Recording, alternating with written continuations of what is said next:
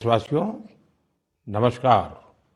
मन की बात में एक बार फिर आप सबसे जुड़कर मुझे अत्यंत आनंद हो रहा है। 2026 का आधा साल बीतने को है।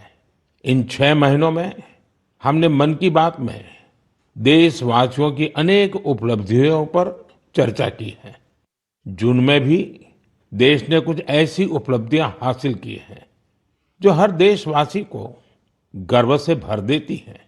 ये सफलताएं देश की सुरक्षा और आत्मनिर्भरता से जुड़ी हैं।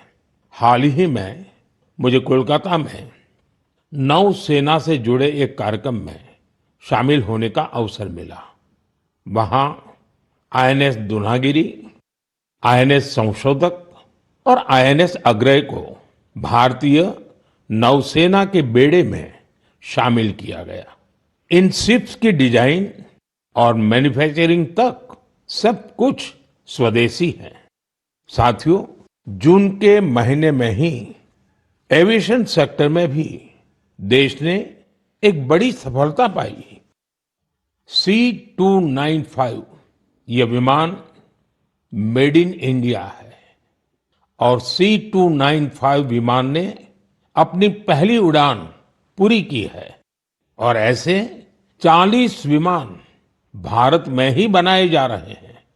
इससे एमएसएमई और एरोस्पेस सेक्टर को नई शक्ति मिल रही है, रोजगार के अवसर बढ़ रहे हैं और आत्मनिर्भर भारत का संकल्प भी मजबूत हो रहा है। इसी महीने डीआरडीओ ने स्वदेशी long range land attack cruise missile का भी सफल परीक्षण किया है। इसको डीआरडीओ की लेबोरेटरीज और इंडियन इंडस्ट्री पार्टनर्स ने मिलकर बनाया है। यानी आज समुद्र से लेकर आकाश तक हमारा भारत अधिक सुरक्षित और आत्मनिर्भर बन रहा है।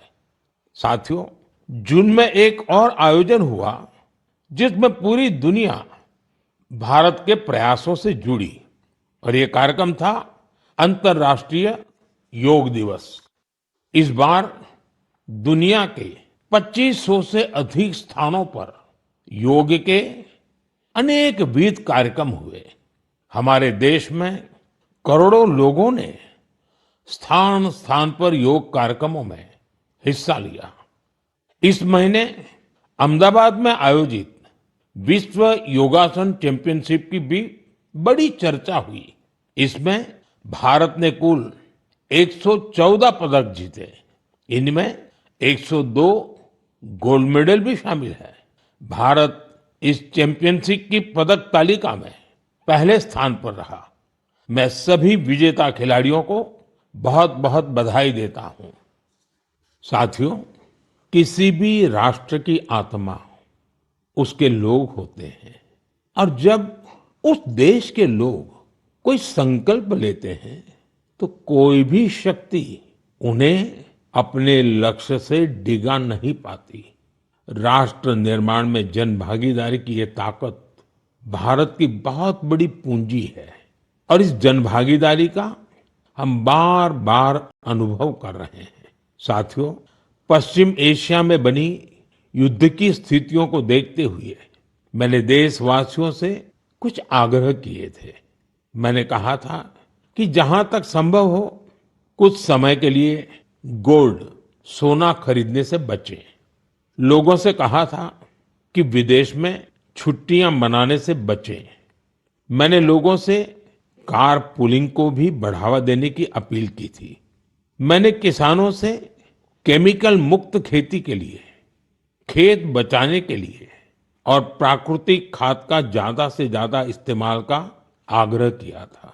साथियों, मैं देश के हर नागरिक का आभारी हूं कि मेरी अपील का उन्होंने न सिर्फ समर्थन किया बल्कि हर तरफ से उसमें अपना सहयोग कर रहे हैं। मुझे कई परिवारों ने संदेश भेजकर अपने अनुभव साझा किए हैं। कितने ही परिवारों ने तय किया है कि घर के विवाह में इस बार सोना नहीं खरीदेंगे। जरूरत पड़ी तो पुराने सोने को रिसाइकल करके नए गहने बना लेंगे। कितने ही लोगों ने सोशल मीडिया पर यह भी लिखा है कि कैसे उन्होंने इस बार विदेश यात्रा को टाल दिया है। साथियों, कार पुलिंग को लेकर भी लोगों ने अनेक अनुभव साझा किए हैं। जो लोग हर दिन एक ही दिशा में अपने अपने वाहनों से जाते थे, वे अब साथ जाने लगे हैं। लोग हर संभव बस और मेट्रो का उपयोग कर रहे हैं। इससे पेट्रोल और डीजल की बचत हो रही है। इसी तरह देश के अलग अलग हिस्सों में प्राकृतिक खाद की खपत बढ़ने की भी खबरें आ रही हैं। साथियों, मुझे इस बात की खुशी है कि इस ग्लोबल क्राइसिस का हम भारतीय मिलकर मुकाबला कर रहे हैं। मुझे विश्वास है जन भागीदारी की यही शक्ति हमें मजबूती देगी, हमें सफल बनाएगी। मेरे प्यारे देशवासियों, हमारे देश में जन्मदिन, शादी ब्याह, पारिवारिक कार्यक्रम होने के साथ ही पूरे समाज का भी उत्सव होता है। हर परिवार चाहता है कि उसकी खुशियां दूसरे के साथ भी साझा हो। लोग मेहमानों को उपहार भी देते हैं। साथियों, महाराष्ट्र के नांदेड़ में एक परिवार ने अपनी खुशियां बांटने के लिए ऐसा काम किया है जो चर्चा का विषय बन गया है। यहाँ नांदेड़ के बहादुरपुरा गांव में पेटकर परिवार रहता है। इस परिवार ने सोचा कि अगर खुशी बांटनी ही है तो ऐसी चीज दी जाए जो मुश्किल समय में किसी परिवार का सहारा बने। अपने घर में विवाह के अवसर पर इस परिवार ने गांव के लगभग 3,500 लोगों के लिए दुर्घटना बीमा की व्यवस्था की। हर व्यक्ति को 1 लाख रुपए का बीमा कवर दिया गया। इस पहल के पीछे की भावना बहुत स्पर्श करने वाली है। परिवार ने देखा था कि दुर्घटना के बाद परिवारों को आर्थिक कठिनाइयों का सामना करना पड़ता है।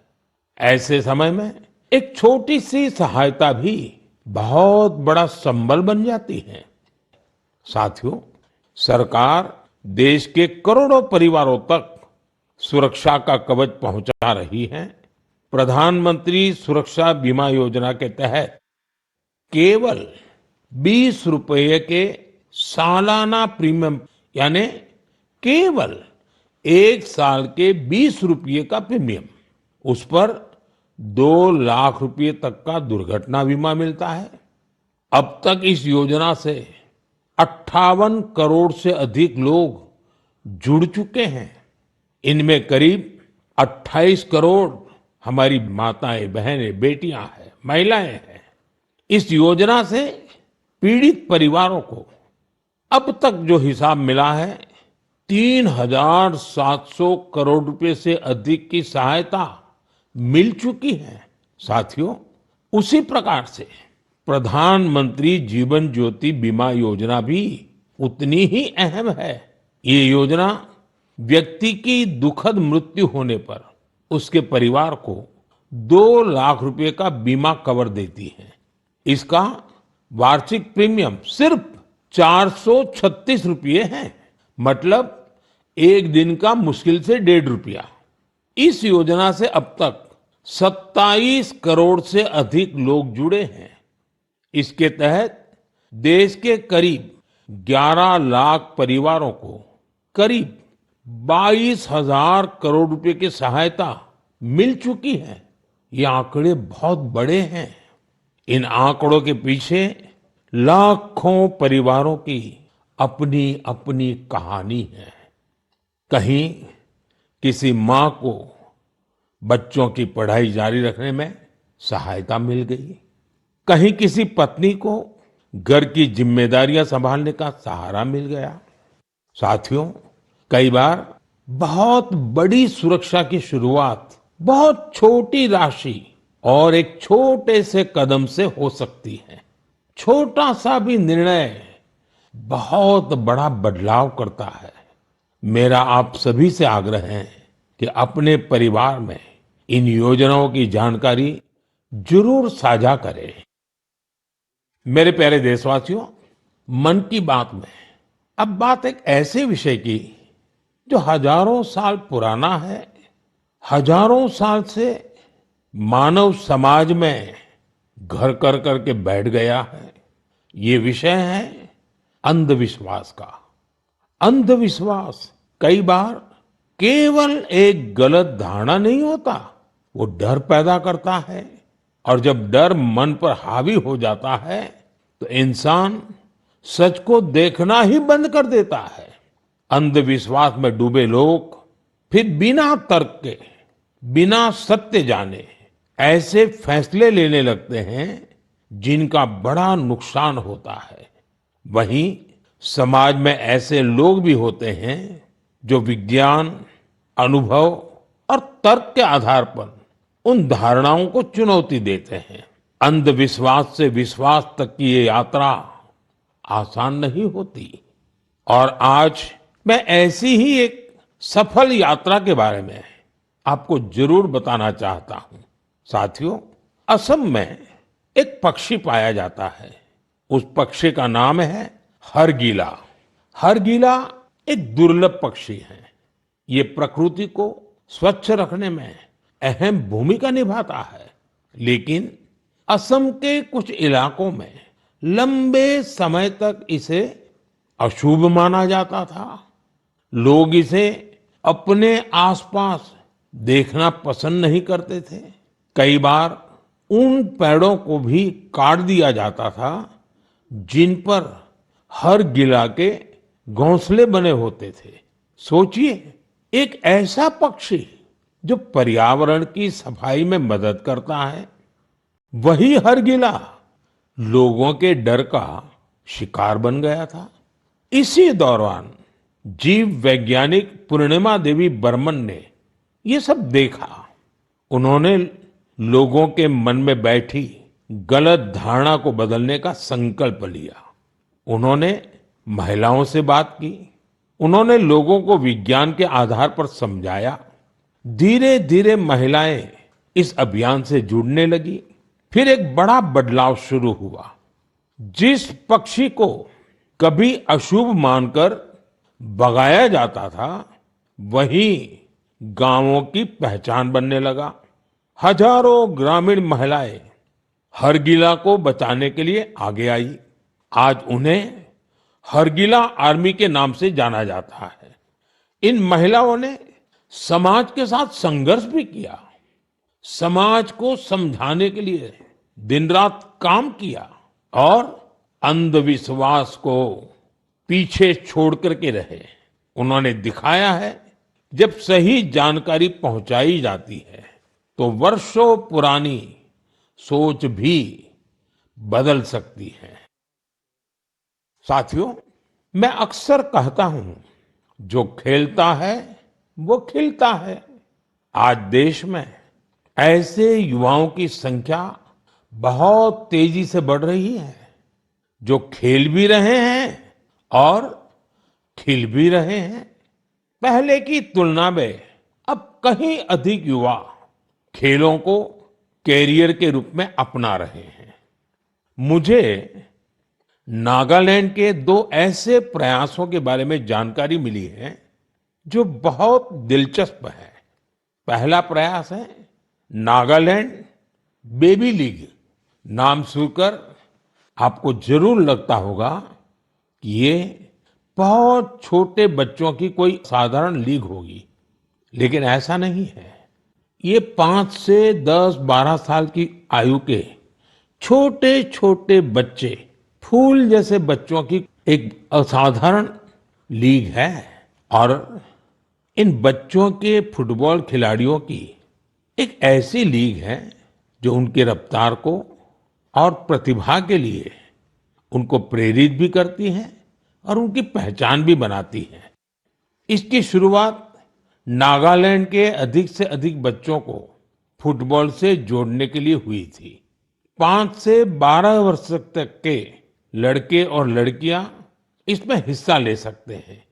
ये लीग अब अपने 3 वर्ष पूरे कर चुकी है।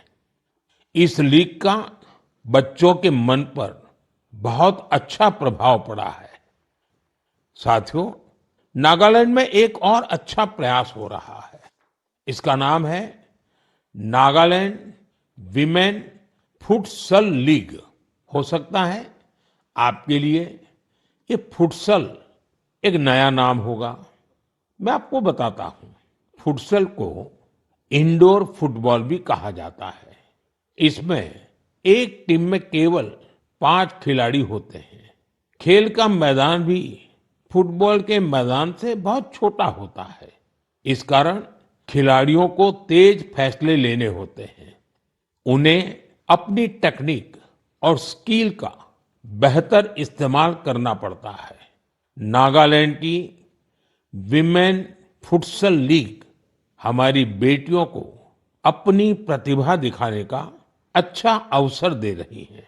मैं ऐसी पहलों के लिए नागालैंड के लोगों की सराहना करता हूं। ऐसे प्रयास देश के दूसरे हिस्सों को भी प्रेरणा देते हैं। साथियों, ये टेक्नोलॉजी का युग है। हर दिन नई रिसर्च हो रही है, नए नए एआई इनोवेशन सामने आ रहे हैं। इस दौर में एक सवाल बहुत महत्वपूर्ण है, लोगों की क्रिएटिविटी को कैसे बचाए रखा जाए। नई टेक्नोलॉजी के साथ आगे बढ़ते हुए हम अपनी जड़ों से कैसे जुड़े रहें, इन सवालों का समाधान खोजा है नालंदा विश्वविद्यालय ने। हजारों साल पुरानी हमारी नालंदा विश्वविद्यालय अब नए अवतार के रूप में भारत का भाग्य गढ़ रही है। 2 साल पहले मुझे नालंदा विश्वविद्यालय के नए परिसर के लोकार्पण का अवसर मिला था। नालंदा विश्वविद्यालय ने शास्त्रार्थ की हमारी प्राचीन परंपरा को फिर से जीवन किया है। शास्त्रार्थ केवल अपनी बात रखने का माध्यम नहीं है, ये वाद, संवाद और मंथन की एक अनुशासित प्रक्रिया है। इसमें तर्क के साथ, तथ्य के साथ अपनी बात कहना बहुत जरूरी होता है और उसमें आपकी महारत होनी चाहिए। दूसरों के विचारों को धैर्य से सुनने और समझने की सीख भी इस शास्त्रार्थ की प्रक्रिया से मिलती है। मुझे खुशी है कि नालंदा विश्वविद्यालय ने इसे अपने दीक्षांत समारोह का हिस्सा बनाया। इसमें भाग लेने वाले करीब आधे स्टूडेंट्स अन्य देशों से आए थे। एक प्राचीन परंपरा को आज के समय से जोड़ने का ये प्रयास बहुत सराहनीय है। मैं इसके लिए नालंदा विश्वविद्यालय को बहुत बहुत बधाई देता हूं। मैं देश के दूसरे विश्वविद्यालयों से भी आग्रह करूंगा कि वे ऐसी पहल पर विचार करें। साथियों, जड़ों से जुड़े रहकर युवाओं को नई टेक्नोलॉजी के लिए तैयार करने का एक और अच्छा प्रयास हो रहा है। दिल्ली में स्थित central Sanskrit university artificial intelligence और डेटा साइंस में बीटेक प्रोग्राम शुरू करने जा रही है। ये आधुनिक टेक्नोलॉजी को भारत के पारंपरिक ज्ञान से जोड़ने की दिशा में एक महत्वपूर्ण कदम है। इससे भारतीय भाषाओं के लिए नए एआई टूल्स तैयार करने में मदद मिलेगी। हमारे प्राचीन ग्रंथों और पांडुलिपियों को डिजिटल रूप में संरक्षित करने के काम को भी नई गति मिलेगी। मैं सेंट्रल संस्कृत यूनिवर्सिटी को इस प्रयास के लिए बहुत बहुत शुभकामनाएं देता हूं। साथियों, आज भारतीय संस्कृति दुनिया के अलग अलग हिस्सों तक पहुंच रही है। हमारे गीत, संगीत और आध्यात्म को दुनिया भर के लोग जान रहे हैं, अपना रहे हैं। भारत से हजारों किलोमीटर दूर कैरिबियन सागर में डोमिनिकन रिपब्लिक नाम का एक देश है। वहां भारतीयों की संख्या करीब 100 है, शायद उससे भी कम होगी। इसके बावजूद भारतीय संस्कृति और आध्यात्म से जुड़ा एक बहुत अच्छा प्रयास वहां हो रहा है। वहां स्पेनिश बोलने वाले कुछ लोगों ने एक टीम बनाई है।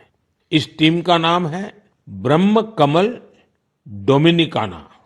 टीम के सदस्य मिलकर वैदिक साहित्य का अध्ययन करते हैं। वे वैदिक मंत्रों का उच्चारण भी सीख रहे हैं। उन्हें इसकी कोई फॉर्मल ट्रेनिंग नहीं मिली है, लेकिन उन्होंने ऑडियो रिकॉर्डिंग सुनकर वैदिक मंत्रों का सही उच्चारण सीखा है।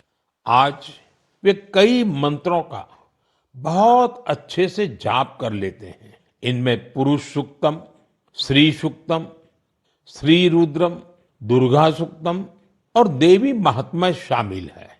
भारत से इतनी दूर रहकर हमारी परंपराओं को सीखने का उनका ये प्रयास बहुत प्रेरक है।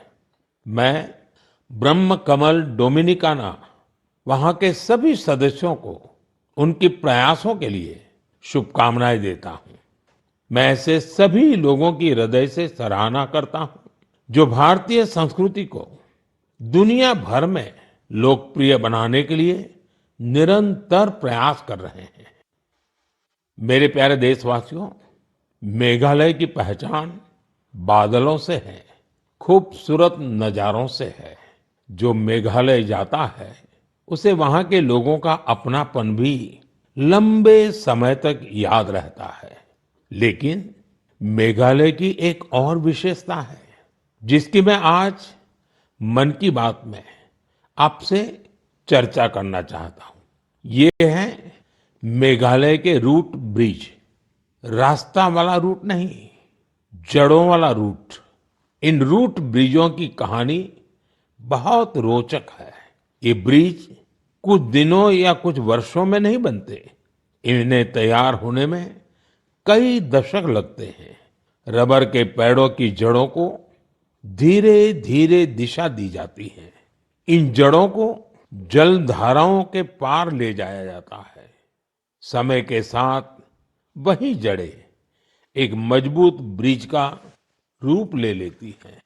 इन ब्रिजों की एक और विशेषता है, ये जीवित ब्रिज है।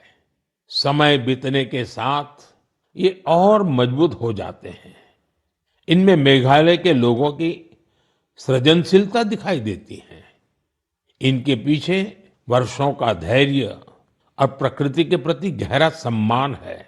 ये ब्रिज बताते हैं कि मनुष्य प्रकृति के साथ मिलकर कितनी अद्भुत चीजें बना सकता है। ये हमारे देश की इस धरती की धरोहर है। अब भारत ने मेघालय के रूट ब्रिजों को UNESCO world heritage site network में शामिल कराने के लिए आवेदन किया है। साथियों, क्लाइमेट चेंज के कारण इन रूट ब्रिजों के सामने कई चुनौतियां भी आती हैं। ऐसे समय में मेघालय के लोगों ने इस प्राकृतिक धरोहर के संरक्षण की जिम्मेदारी भी बखूबी निभाई है। पहले ये पता लगाना भी आसान नहीं था कि ऐसे ब्रिजों की संख्या कितनी है। स्थानीय लोगों ने खुद इनकी गिनती शुरू की। इसके बाद समुदायों ने इन ब्रिजों की देखभाल की जिम्मेदारी भी संभाली। आज स्थानीय लोग 120 से अधिक रूट ब्रिजों की देखरेख कर रहे हैं। कुछ टीमें हर साल इन पुलों की स्थिति की जांच करती हैं। कुछ लोगों ने आसपास के क्षेत्र को मजबूत बनाने के लिए नर्सरी भी तैयार की है। इस तरह के इनके संरक्षण के लिए एक पूरा इकोसिस्टम तैयार हो गया है। आपने देखा होगा, इस वर्ष हैली वारजी को पद्म अवार्ड से सम्मानित किया गया है। उन्होंने अपने जीवन के 50 से अधिक वर्ष इन रूट ब्रिजों की देखभाल में लगाए हैं। उनका समर्पण हम सभी के लिए प्रेरणादायक है। साथियों, आपने कभी इन रूट ब्रिजों की यात्रा की हो तो उनकी तस्वीरें सोशल मीडिया पर जरूर साझा कीजिए। आपकी तस्वीरें दूसरे लोगों को भी मेघालय की इस अनोखी धरोहर के बारे में जानने के लिए प्रेरित करेगी। मेरे प्यारे देशवासियों, हम सभी चाहते हैं कि हमारा गांव साफ सुथरा हो, हमारा शहर सुंदर दिखे। लेकिन शायद ही कभी रुककर ये सोचा जाता है कि हमारे आसपास जो कचरा जमा होता है, कौन उसे साफ करता है? ज्यादातर लोग तो यही मानकर चलते हैं कि ये किसी और की जिम्मेदारी है और वो ही सफाई करेगा। लेकिन हमारे बीच कुछ ऐसे भी लोग होते हैं जो अपनी सोच से हमें बहुत प्रेरित करते हैं। मुझे मध्य प्रदेश के राजगढ़ जिले के ब्यावरा की कुछ बहनों के बारे में जानने का अवसर मिला। उन्होंने अपने आसपास फैले प्लास्टिक कचरे को हटाने का संकल्प लिया। ये नहीं सोचा कि कोई आकर बदलाव लाएगा। उन्होंने खुद शहर भर से प्लास्टिक कचरा और खाली बोतलें इकट्ठा करना शुरू किया। धीरे धीरे ये प्रयास आगे बढ़ता गया और फिर उस प्लास्टिक को इको ब्रिक्स में बदला जाने लगा। आज इन्हीं इको ब्रिक्स का उपयोग सार्वजनिक स्थानों को सुंदर बनाने में किया जा रहा है।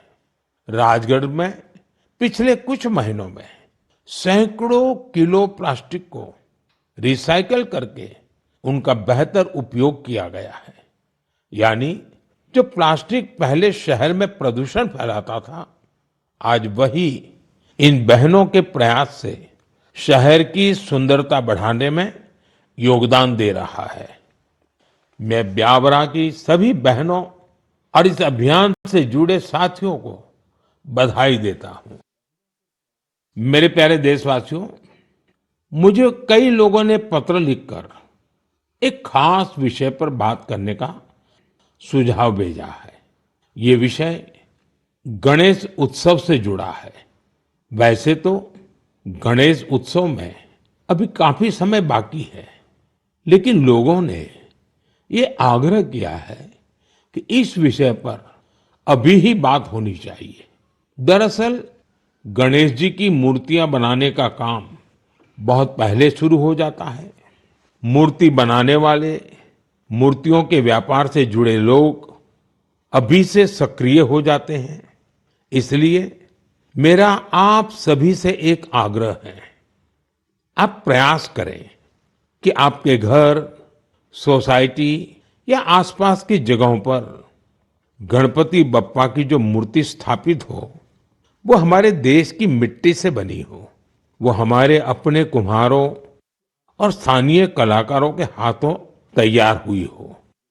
जो लोग गणेश जी की मूर्तियां बनाते हैं, उनसे भी मेरा आग्रह है कि वे मिट्टी की मूर्तियों को प्राथमिकता दें। और जो लोग मूर्तियां खरीदते हैं, वे भी यह जरूर देखें कि गणपति बप्पा की मूर्ति किससे बनी है और किस देश में तैयार हुई है। प्लास्टर ऑफ पेरिस से बनी मूर्तियां बिल्कुल न खरीदें। साथियों, मिट्टी की मूर्तियां पूजा के बाद सहज रूप से पानी में विलीन हो जाती हैं। इससे हमारी नदियां, तालाबों और पर्यावरण की रक्षा होती है। हमारी आस्था भी बनी रहती है और प्रकृति के प्रति हमारा दायित्व भी पूरा होता है। जब हम स्थानीय कारीगरों से मूर्ति खरीदते हैं, हम वोकल फॉर लोकल के संकल्प को मजबूत करते हैं। मुझे विश्वास है इस बार गणेश उत्सव में और ऐसे हर उत्सव में हम ऐसी सारी बातों पर जरूर गंभीरता से सोचेंगे और देश हित में कदम भी उठाएंगे। साथियों, हमारे देश की सबसे बड़ी शक्ति हमारे देश के लोग हैं। देश के अलग अलग हिस्सों में हो रहे छोटे बड़े प्रयास हमें बहुत कुछ सिखाते हैं। ये प्रयास बताते हैं कि जब मन में संकल्प हो और समाज का साथ मिले, तो कोई भी बड़ा बदलाव लाया जा सकता है। आप अपने आसपास हो रहे ऐसे प्रयासों के बारे में मुझे जरूर लिखते रहिए। अपने विचार और अपने सुझाव भेजते रहिए। हो सकता है आपके आसपास की कोई छोटी सी पहल पूरे देश के लिए प्रेरणा बन जाए। अगले महीने हम फिर मिलेंगे, देशवासियों के कुछ नए प्रयासों की चर्चा करेंगे। तब तक आप अपना और अपने परिवार का ध्यान रखिए। और हाँ, जल संचय तो करना ही करना है। बारिश के पानी की एक एक बूंद को हमें बचाना है। कैच द रेन, ये अभियान जरा भी ढीला नहीं होने देना है। तो मेरा खास आग्रह है, वर्षा का बूंद बूंद पानी हम मिलकर के बचाएं। बहुत बहुत धन्यवाद। नमस्कार।